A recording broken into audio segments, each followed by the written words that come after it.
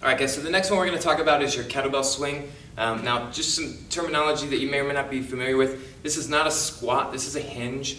So I don't want you to feel like you have to drop your butt and bend your knees a significant amount. The knees should bend, the butt should drop a little bit, but like I said, this is not a squat, so don't feel like depth is the goal, right? What we're really looking for is we want our hips to track backwards, we want our torso to dip forwards, and then we want to use our glutes and our hamstring to explode forward so that our hips come back underneath us, but not past us. So there's a lot of mistakes that happen here, but I'll give you just kind of the basics of what to do, maybe what not to do, right? So remember, the goal is always to be neutral at the top, right? So by neutral, I mean that my hips are underneath my shoulders, my core is engaged, my shoulders are big, right? But I'm not pushing my hips forward, and I'm not leaning my back, right? So pushing the hips forward or leaning back as we come up, it's just gonna put pressure on your vertebrae. It's not gonna do you any good. There's no such thing as like a lockout in a kettlebell swing.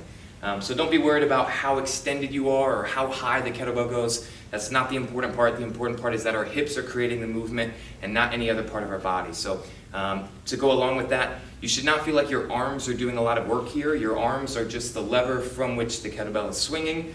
You shouldn't feel like you're doing a lot of work with your shoulders. So if I split my stance here, the kettlebell is going to be right in between my feet. Now for starters, I'm going to step back a little bit so that I can swing it back through my legs in order to get some momentum. Probably not best to start at the top and then try and swing it yourself.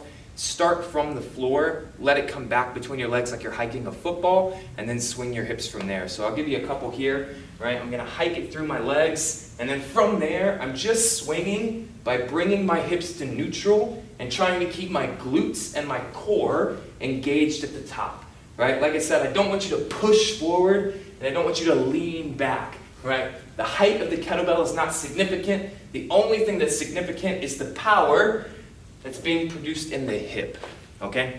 So good luck, guys. Good luck with kettlebell swings.